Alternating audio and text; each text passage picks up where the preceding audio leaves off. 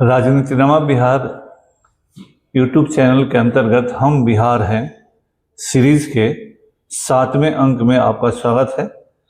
इस अंक में हम लोग बिहार निर्माण की गाथा का लगातार आपके सामने उसको प्रस्तुत कर रहे हैं और इस क्रम में हम लोग राजनीतिनामा बिहार के बैनर तले उन तथ्यों को एक्सप्लोर करने का प्रयास किया है कि हमारा बिहार जिसकी आइडेंटिटी पहचान 17वीं शताब्दी में लास्ट और 18वीं शताब्दी में लगभग समाप्त हो गई थी, बंगाल में खो गई थी। उस बिहार ने दोबारा किस तरह से अपनी पहचान प्राप्त की और 1912 में किस तरह और किन परिस्थितियों में बिहार राज्य का निर्माण हुआ, उसी क्रम में ये हमारा 7वां वीडियो है। इस वीडियो में हम लोग बिहार निर्माण में महत्वपूर्ण योगदान देने वाले महान अपने बिहारियों के बारे में थोड़ा थोड़ा पहले जानेंगे, फिर आगे के अंकों में और भी ज़्यादा विस्तृत तौर पर जानेंगे। इस एज यूजुअल इस सीरीज के स्पॉन्सर्ड है क्रॉनिकल एकेडमी। क्रॉनिकल एकेडमी जो 1991 से बिहार के बच्चों को लगातार मार्गदर्शन देता है और हम लोग उस समय से ही बिहार में ही रहकर बिहार के बच्चों के लिए लगातार उच्च स्तरीय गुणवत्तापूर्ण सफलतापूर्ण दिलवाने वाला मार्गदर्शन दे रहे हैं और निरंतर हम लोग इस क्षेत्र में कायम हैं।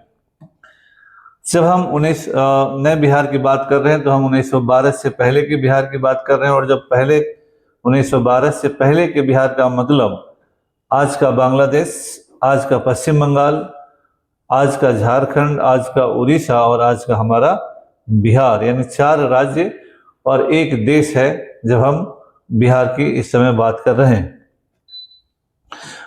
उसी से हम लोग आगे बढ़ते हैं। बिहार के निर्माण में महेश नारायण जी का बहुत बड़ा योगदान है। वो एक बड़े फिगर थे अपने ज़माने में। 19वीं शताब्दी के अंत से लेकर 20वीं शताब्दी के शुरुआत में बिहार को एक अलग पहचान देने के लिए उन्होंने लगातार प्रयास किया। बिहार के कई प्रबुद्ध नेताओं के साथ बैठकर उन्होंने योजनाएं बनाई और उन्हें कार्यान्वित करने का प्रयास किया। उन्हें आज आधुनिक बिहार का निर्माता भी कहा जाता है। उनके इस कार्य में सबसे बड़े सहयोगी के तौर पर डॉक्टर सच्चिदानंद सिन्हा जी थे। डॉक्टर सच्चिदानंद सिन्हा ने इनका सबसे बड़ा साथ दिया। जहां भी महेश नारायण जी को जरूरत पड़ी वहां साथ दिया। महेश नारायण जी बिहार टाइम्स के माध्यम से अपने कलम की ताकत से बिहार के मुद्दों को आगे बढ़ा रहे थे। वहीं डॉक्टर सिन्हा ने एक लॉयर थे, ये इंग्लैंड जाकर कानून की पढ़ाई किया था इन्होंने। इन पर हम लोग अलग से एक वीडियो बनाएंगे, अभी हम लोग इस क्रम में देख रहे हैं। तो सिन्हा जी ने महेश नारायण जी को कानूनी और राजनीतिक मोर्चों पर सहयोग किया और इस मांग को जहां भी संभव हुआ उसे आगे बढ़ाने का काम किया। सच्चिदानंद सिन्हा को आधुनिक बिहार का मुख्य वास्तुकार माना जाता है और भारत की संविधान सभा के प्रथम अस्थायी अध्यक्ष रहे। और आज भी सिन्हा लाइब्रेरी बिहार में पटना में सबसे पुराने दस्तावेजों के लिए सबसे जो कहीं नहीं मिलेगा उस तरह के दस्तावेजों के लिए या रिसर्च करने वालों के लिए एक बहुत बड़ा केंद्र है। तो सच्चिदानंद सिन्हा बिहार निर्माण के सबसे बड़े आर्किटेक्ट भी एक थे और महेश नारायण जी के सहयोगी रहे। दोनों आदमियों ने मिलकर इस मामले को आगे बढ़ाया। यह आंदोलन एकदम से सेकुलर आंदोलन था और इसमें सर अली इमाम और उनके परिवार के लोग, अली इमाम जी, हसन इमाम जी, दोनों भाई थे। इन लोगों ने भी बहुत महत्वपूर्ण योगदान दिया है। उनके फैमिली का ये चित्र है। सर अली इमाम जो थे वो एक प्रसिद्ध बैरिस्टर थे और इन्होंने ब्रिटिश सरकार के भीतर बिहार की मांग को मजबूती के साथ रखा। 1910 में वायसराय की कार्यकारी परिषद के सदस्य बने, जहां उन्होंने प्रशासनिक स्तर पर बिहार को अलग करने के पक्ष में महत्वपूर्ण प्रभाव डाला। मेरा यह कहना है कि जब बिहार की मांग तो 1894 से चल रही थी, लेकिन यह मांग जब कर्जन भारत का गवर्नर जनरल बनकर आया तो यह मुद्दा तेजी से आगे बढ़ा। कर्जन ने भी बंगाल के विभाजन का प्रस्ताव दिया, लेकिन कर्जन के बंगाल विभाजन के प्रस्ताव में बिहार का पक्ष नहीं था। कर्जन मूलतः बंगालियों को बांटना चाहता था। उस समय सर सच्चिदानंद सिन्हा जी ने, महेश नारायण जी ने, सभी लोगों ने बंगाल के विभाजन का वैकल्पिक योजना नामक एक पेपर कर्जन को दिया, लेकिन कर्जन ने उस पेपर पर कोई ध्यान नहीं दिया और 1906 में बंगाल विभाजन की जब घोषणा की गई तो यह हमारे बिहार के नेताओं के उम्मीदों पर कुठाराघात था, क्योंकि अब उम्मीद तो खत्म हुई कि जब बंगाल का विभाजन एक बार हो गया तो तुरंत तो विभाजन होगा नहीं, और लोग काफी निराश हुए थे उस समय 1906 में।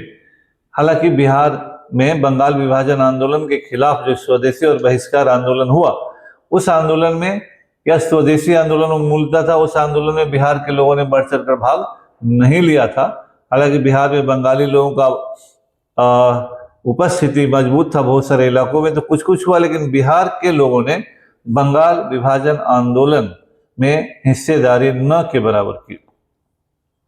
लेकिन डाई हार्ड लोग थे, अपनी उम्मीदों को छोड़ा नहीं, 1906 में आगे बढ़े और लगे रहे कि किसी भी तरह से बिहार राज्य का निर्माण हम अलग करें, क्योंकि बिहार को अलग करने के बहुत सारे सॉलिड तर्क थे और उम्मीद, जरूरत, हर तरह की बात थी, जो उस समय राजेंद्र बाबू भी अब सीन में आने लगे थे।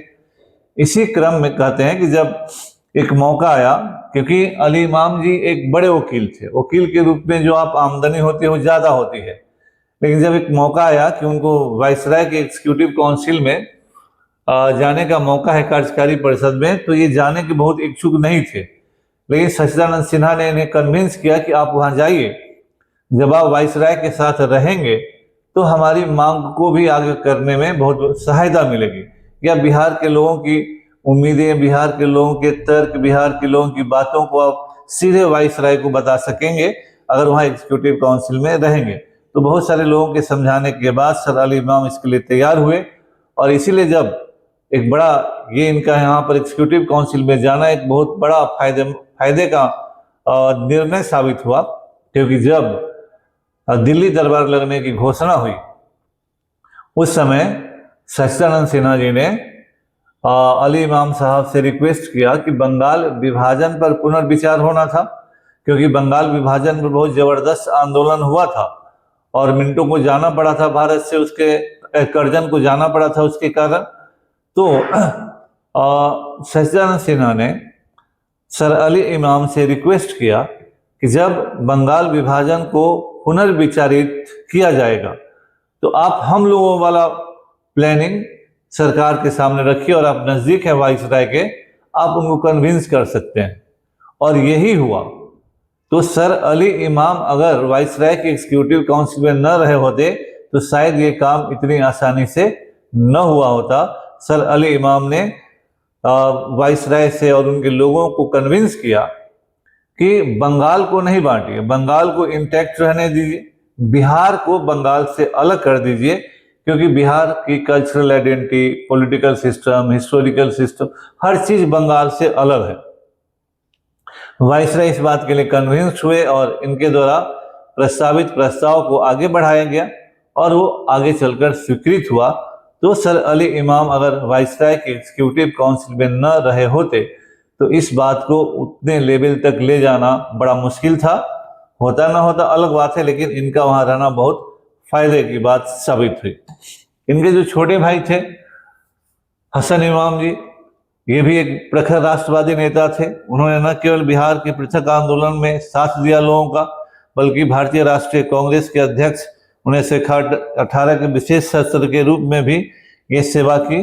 तो ये दोनों भाई बिहार के बहुत बड़े स्वतंत्रता सेनानी रहे। बिहार के आंदोलन में दोनों का अपने अपने हिसाब से बड़ा योगदान रहा, तो इनको याद करना भी जरूरी है। आगे चलकर हम याद करते हैं मजरूल हक को, जिन्होंने इस आंदोलन को और भी मजबूती प्रदान किया। मजरूल हक तो ऐसे ही बिहार के सबसे बड़े स्वतंत्रता सेनानियों में इनका नाम शुमार होता है, लेकिन बिहार के निर्माण के आंदोलन में भी उनका उतना ही बड़ा योगदान था। बिहार के सांप्रदायिक सद्भाव और स्वतंत्रता संग्राम के बड़े स्तंभ मजरूल हक साहब थे। उन्होंने बिहार की अलग पहचान और शिक्षा के क्षेत्र में महेश नारायण के विचारों का इन्होंने पुरजोर समर्थन किया। बाद में इन्हीं ने पटना के सदाकत आश्रम, जो कांग्रेस का मुख्यालय हुआ करता है, उसकी स्थापना इन्होंने ही की। मदरलैंड पत्रिका भी निकाला, और भी बहुत सारे इनके योगदान है। जब हम लोग अलग इन पर वीडियो बनाएंगे तो और इनके बारे में योगदान देंगे। अभी हम बिहार निर्माण के संदर्भ में इनके योगदानों को याद कर रहे हैं, किन किन महत्वपूर्ण लोगों ने बिहार निर्माण में अपना योगदान दिया। तो ये प्रमुख लोग थे जिनका हम लोगों ने नाम लिया। हम लोगों ने महेश नारायण जी का नाम लिया, भी हम लोगों ने सच्चिदानंद सिन्हा का नाम लिया, हम लोगों ने सर अली इमाम का नाम लिया, हसन इमाम जी का नाम लिया, मजरुल हक का नाम लिया। ये नेता थे। प्राय यही होता है कि जो बड़े योगदान देने वाले लोग होते हैं उनका नाम लिया जाता है। और भी बहुत सारे लोग, कोई ऐसे नहीं थे कि 4-5 लोगों के कारण ही बिहार का निर्माण हो गया, लेकिन उनका भी नाम हम जब मौका आएगा जरूर लेंगे। इस संदर्भ में आप विशेष जानकारी हमारी इस किताब में ले सकते हैं। ये किताब आधुनिक बिहार का इतिहास ओरिएंट ब्लैक स्वान से छपा है, और इसमें चैप्टर नंबर 8 बिहार के निर्माण के बारे में है। और पीजी की क्लास करने वाले बच्चों के लिए भी ये टॉपिक है। तो आप किताब प्लस ये वीडियो के माध्यम से अपने पीजी की जरूरतों को पूरी तरह से पूरा कर लेंगे, ये हमारा उम्मीद है। एज यूजुअल क्रॉनिकल एकेडमी 1991 से बिहार के बच्चों को ईमानदारी पूर्वक गुणवत्तापूर्ण शिक्षण देने का प्रयास करता है। हम लोग लगातार इसमें लगे हुए हैं। हम लोगों के यहाँ एनसीईआरटी का अलग से बैच चलता है, 6 to 12, क्योंकि वही आधार होता है, और फिर फाउंडेशन कोर्स होता है। फिर हम लोग इंटर पास बच्चों के लिए 4 साल का इंटीग्रेटेड कोर्स भी चलाते हैं, जो और भी वीडियो में हमने बताया है। फिर आप लोगों से यह निवेदन होगा, मेरा रिक्वेस्ट होगा कि आप हमारे वीडियो को तो देखें ही, क्योंकि यह ज्ञानवर्धक और आपके बिहार के लोगों के लिए जरूरी वीडियो है। लेकिन साथ में हमारा उत्साहवर्धन तभी बना रहेगा जब हमारे चैनल को आप सब्सक्राइब करेंगे, शेयर करेंगे और लाइक करेंगे। यह बिहार के लोगों के लिए हम बना रहे हैं, ये केवल व्यावसायिक चीज नहीं है। हम बिहार की अस्मिता, बिहार की पहचान को इस वीडियो के माध्यम से, इन किताबों के माध्यम से हम लाने का लगातार प्रयास कर रहे हैं। और मेरा पूरा प्रयास होगा कि बिहार के विभिन्न पक्षों को धीरे धीरे करके हम आपके सामने लाएं। इसके लिए जरूरी है कि आप हमारे वीडियो को देखें, चैनल को सब्सक्राइब करें, लाइक करें और शेयर करें। आप सबों का बहुत बहुत धन्यवाद।